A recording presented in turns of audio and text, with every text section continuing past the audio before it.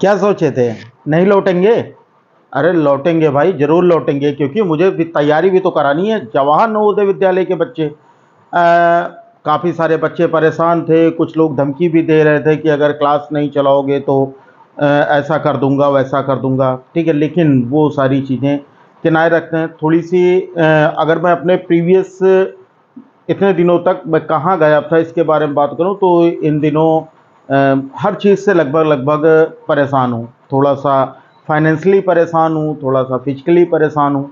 ठीक है, क्योंकि फाइनेंशियली कंडीशन मैंने आपको बताई थी कि यूट्यूब जो है ना, ये बिल्कुल नाम के बराबर है। अगर थोड़ा सा चैनल ये हंसी मजाक वाला होता, गाली गलौच वाला होता, तो शायद बढ़िया चल सकता था। लेकिन दिक्कत है कि ये एजुकेशन सेक्टर का चैनल है, तो यहाँ पर थोड़ी सी प्रॉब्लम होती है पैसे कमाने में। और तो इन चीज़ों से सुधारने के लिए कुछ ज़्यादा ही होम ट्यूशन वगैरह पकड़ रखे हैं कि थोड़ी अपनी कंडीशन सही हो जाए। एक बच्चे ने कमेंट किया था, कमेंट देखो, कमेंट लिखा है इन्होंने कि सर आप पैसे के लिए पढ़ाते हैं, नहीं तो आप ठीक से पढ़ाते हैं।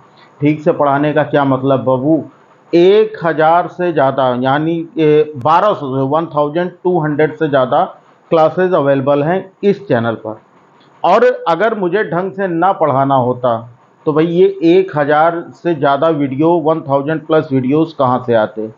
देखो, एक चीज़ आपको पहले बता देता हूँ, जितने लोगों के दिमाग में ये बात है, भाई सभी लोगों के जो गार्जियन है ना, उनसे एक बार पूछ लेना काम क्यों करते हैं, तो उनका भी जवाब यही होगा, बेटा ताकि कुछ पैसे कमा लें और तुमको अच्छी ज़िंदगी दे सकें।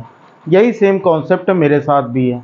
ठीक है, मैं भी यही चाहता हूँ कि भाई थोड़े बहुत पैसे आते रहें, जिससे कि घर का खर्चा चलता रहे, बच्चे की फ़ीस जमा हो सके, बच्चा अच्छे से पढ़ सके। तो सारी चीज़ें जो प्रॉब्लम आपके पेरेंट्स के साथ हैं, वही प्रॉब्लम सेम चीज़ें मेरे साथ भी अवेलेबल हैं। खैर, वो सारी चीज़ें बाकी इन दिनों से तकरीबन 15 से 20 दिनों से बहुत ज़्यादा तबीयत भी ख़राब है। तबीयत ख़राब होने का मतलब ये है कि बिस्तर पे तो नहीं हूँ, लेकिन ये मेरी जो फिंगर्स हैं ये बहुत ज़्यादा दर्द हो रही हैं, और इसकी वजह से मार्कर वगैरह पकड़ने में या पेन ज़्यादा लिखने में मुझे बहुत ज़्यादा प्रॉब्लम हो रही है। इसकी वजह से इन दिनों कुछ तकरीबन 15 से 20 दिनों से आपकी क्लासेस बंद हैं, लेकिन धीरे धीरे सारी चीज़ें आपकी टाइम पटरी पे आ जाएंगी। अभी आपके स्कूल्स ओपन हुए होंगे, काफ़ी सारे बच्चों के स्कूल जून में ओपन हो चुके हैं, और काफ़ी सारे बच्चों के 1 जुलाई से नया सेशन क्या मतलब उनका स्कूल ओपन हो चुका है। अब उनको आ रही है प्रॉब्लम, क्योंकि गर्मी की छुट्टियों में वो तैयारी कर रहे थे, गर्मी की छुट्टियों में क्लासेस भी चल रही थी रेगुलर। तो जो बच्चे तैयारी कर रहे थे, अब उनके लिए प्रॉब्लम आ गई है। एक बच्चा है, देवेश साहू, ही मैसेज्ड मी कि सर मैं सुबह 7 बजे से 1:30 बजे तक स्कूल में रहता हूँ।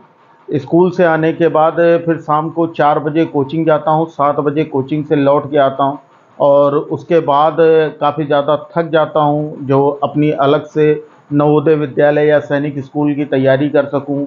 अगर मैं कुछ पढ़ने बैठता हूँ तो याद आता है कि मैम ने होमवर्क कंप्लीट करने को कहा है, और मैं होमवर्क कंप्लीट करने में लग जाता हूँ, और इस तरह से होमवर्क करते करते टाइम बीत जाता है। बाकी मुझे ना तो पढ़ने का समय मिलता है, ना ही याद करने का समय मिलता है। लेकिन मैं मेहनत बहुत करता हूँ, और मैं पढ़ना चाहता हूँ नवोदय विद्यालय और या फिर सैनिक स्कूल में।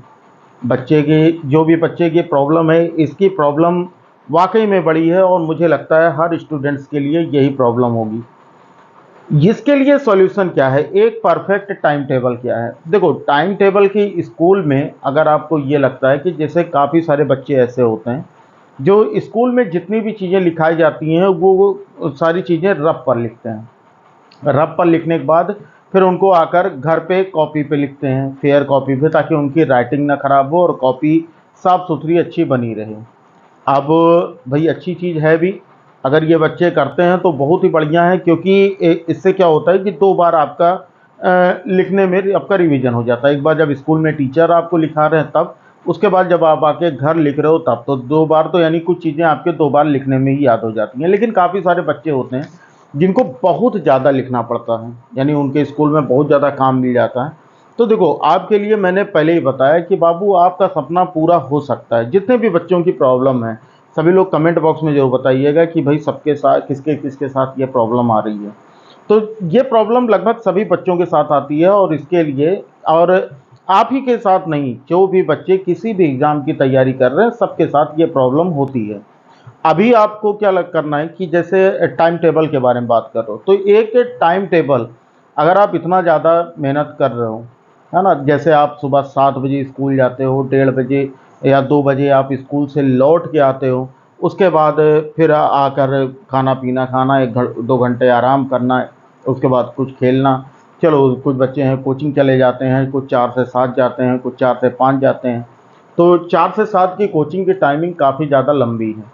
3 घंटे की कोचिंग मुझे नहीं लगता कि भाई क्लास 8 में आपके लिए इतना ज़्यादा इम्पोर्टेंस रखता है, और आप 3 घंटे में क्या-क्या पढ़ते होंगे, है ना? तो इस बात को ध्यान में रखिएगा। कोशिश कीजिए कि आपकी जो कोचिंग क्लासेज़ हो वो 1 घंटे की हो। 1 घंटे आपके लिए सफिशिएंट है, इतना बड़ा सिलेबस नहीं होता कि आप 3 घंटे उस चीज़ की कोचिंग करो, और ना तो क्लास 8 की पढ़ाई के बाद आपको किसी और चीज़ में आपको मौका मिलने वाला है कि आप इंजीनियरिंग में या मेडिकल का एंट्रेंस एग्ज़ाम देने जा रहे हो। ये आपके लिए 10th और 12th के लिए बढ़िया होगा कि आप कोचिंग 3 घंटे 4 घंटे की कर पाओ। अभी फ़िलहाल हम लोग बात कर रहे हैं कि अभी क्या करना है। तो पहला काम तो अपने कोचिंग, जो 3 घंटे की कोचिंग करते हैं, वो अपने कोचिंग टाइम को रिड्यूस करें। किसी भी तरह से ऐसी कोचिंग्स ज्वाइन करें जहाँ पर एक ही टीचर आपको तीनों सब्जेक्ट, यानी आपकी मैथ्स, साइंस और इंग्लिश, ये तीनों सब्जेक्ट आपको पढ़ा सके। काफ़ी ज़्यादा हेल्पफुल होगा आपके लिए, और टाइम की बचत होगी। उसके बाद जब आप 4 से 5 या 5 से 6 या 6 से 7, आपकी जो भी क्लास टाइमिंग हो, आप उसके बाद जब कोचिंग से लौट के आओगे तो आपके पास 1-2 घंटे का खेलने का टाइम मिलेगा। अगर आप कहते हैं ना कि स्वस्थ शरीर में स्वस्थ मस्तिष्क का वास होता है, यानी अगर आप फिजिकली फिट रहोगे ना तो आपका माइंड भी फिट रहेगा। तो आप अपने लिए खेलने का भी टाइम रखो। ऐसा ना हो कि पूरा टाइम आप स्कूल, कोचिंग और फिर ऑनलाइन क्लासेज, इन सब में आप वेस्ट कर दो। अब इसके बाद चलो, ये अगर आपके साथ हो सकता है तो ये ज़रूर कीजिएगा। बाकी मैंने आपको कहा था कि जो भी आपको स्कूल में वर्क कराया जाता है, कुछ चीज़ें ऐसी हैं जिनको आप स्कूल में ही कर सकते हो। जैसे अगर आपको टीचर कोई चीज़ें लिखा रहा है, बहुत सारे ऐसे टीचर्स होते हैं जो बुक पे आंसर टिक करवा देते हैं, तो उनके लिए तो काम बढ़ जाता है। लेकिन बहुत से अच्छे टीचर्स भी होते हैं, वो क्या करते हैं, हर एक क्वेश्चन को वो बोर्ड पे लिखते हैं। अगर किसी के स्कूल में ऐसे टीचर्स हैं, या फिर बोल कर भी लिखाते हैं, और आपकी वोकैब अगर अच्छी है, आप स्पेलिंग अच्छे से लिख सकते हो, तो आप कोशिश यही करो कि आप कुछ चीज़ें अपने स्कूल में ही कंप्लीट कर लो। ठीक है? तो इससे आपका थोड़ा-सा बोझ हल्का हो जाएगा। बाकी जो चीज़ें आपकी बची हैं, जैसे आपका मैथ्स हो गया, या फिर और भी 1-2 सब्जेक्ट हो सकते हैं, जो आप स्कूल में नहीं लिख सकते हो या बुक में टिक करवा दिया है टीचर ने, तो आप आकर उन्हें घर पे घंटे 2 घंटे में कर सकते हो। अब बात आती है कि सर टाइम टेबल क्या रखें? देखो, टाइम टेबल के बारे में मैंने आपको एक वीडियो आपके लिए बनाई थी। लिंक फिलहाल डिस्क्रिप्शन में दे दूँगा, अगर आपने नहीं देखी है तो जाकर के ज़रूर देख लीजिएगा। जो टाइम टेबल, किसी तरह का कोई परफेक्ट टाइम टेबल आपको नहीं चाहिए होता है। अभी अगर आप तैयारी करो, मैंने कहा था कि जवाहर नवोदय विद्यालय हो या सैनिक स्कूल हो, आप अगर अपने स्कूल की बुक से ही तैयारी करते रहोगे तो डेफ़िनेटली आपकी तैयारी अच्छी हो जाएगी, और आपका एग्ज़ाम भी अच्छा जाएगा। लेकिन जो आपकी स्कूल की बुक है, आप उन बुक्स को बहुत ही ईमानदारी के साथ और प्रॉपर्ली रेगुलरली पढ़िए।